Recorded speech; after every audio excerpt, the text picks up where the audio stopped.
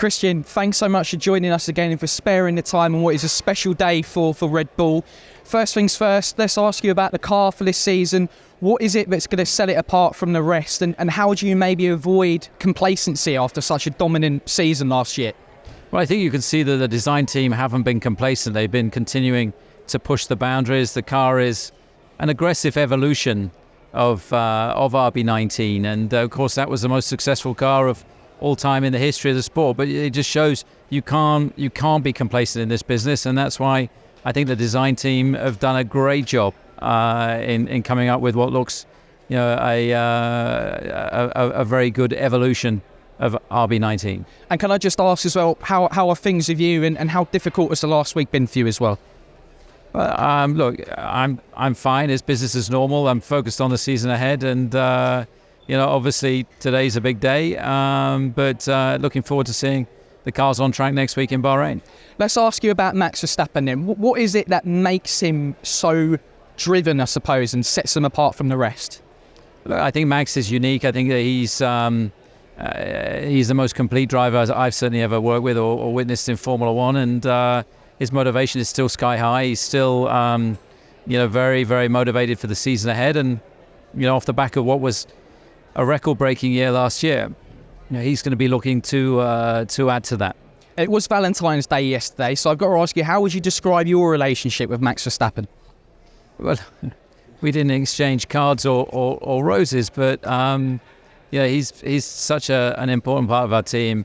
He's a great guy. He's a great driver, we've always had a very strong relationship. And we're expecting teams to maybe be looking to try and catch you up this season.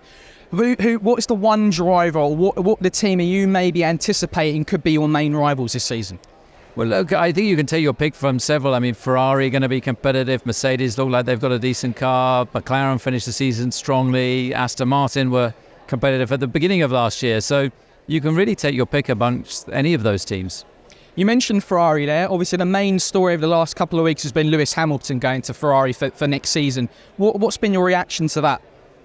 Well, I think it's great for the sport. I think it's a brave decision by Lewis. He's been part of the Mercedes family since before his time in Formula One. So it's a brave decision. But Ferrari is one of the most iconic teams in Formula One. It's an incredible brand, and I think that Lewis has obviously seen something that has turned his head to attract him to make that move. What does that say to you about maybe Mercedes' future prospects? The fact that they're losing their main driver and their talisman at the end of this year. Well, look, it's impossible to know what's behind these decisions and what their options are for the future. So that's why I try to focus on what we're doing rather than worrying about others. The fact that Lewis has gone to Ferrari, that's a move no one ever thought they would see at any point in F1 during his career.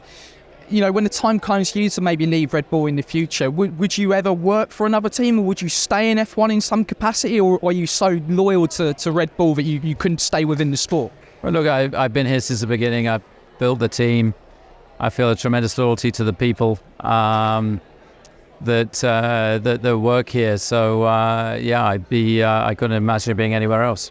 And when you look at the evolution of Red Bull, how far this team has come during your time at the helm, how proud are you that you've gone from seeing this team as a startup to now being the one that everyone wants to beat and being so dominant over the last few years? I'm incredibly proud of seeing what this team has achieved, and I think that the way it's worked together as a group and across all the different departments, all the different people within the team, I think it's hugely rewarding and exciting for the future as well. So it's what's been achieved here in Milton Keynes is quite special. And I've got to ask you about Sergio Perez as well. Do you think he could maybe close that gap to Max this year and really rival him for some of those wins this season? I'm sure he's going to be very motivated to do that, and he's coming into the season looking sharp and fit, and I'm sure he's going to try and be more consistent throughout the year. And last one, I've got to ask you, it's the Cheltenham Festival coming up next month, and us at talkSPORT will be going big on this. I know you're a big horse racing fan. You'll be having some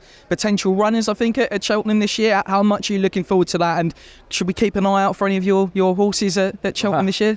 We've still got to get a horse to qualify, so we're not not far off, but it's never done until it's done. So, but look, Cheltenham's a great event, and yeah, it's been great to learn a little bit about the horse racing world as well in what spare time I have. What would mean more, another world title for Red Bull this year, or one of your horses winning at Cheltenham, or one of those major horse racing events? A drivers' world championship has such weight to it. Horse racing is a bit of fun, but it's also been, I've met a very nice group of people through it, and they're the most incredible animals. On AM, on DAB, via the talkSPORT app, and on your smart speaker. talkSPORT.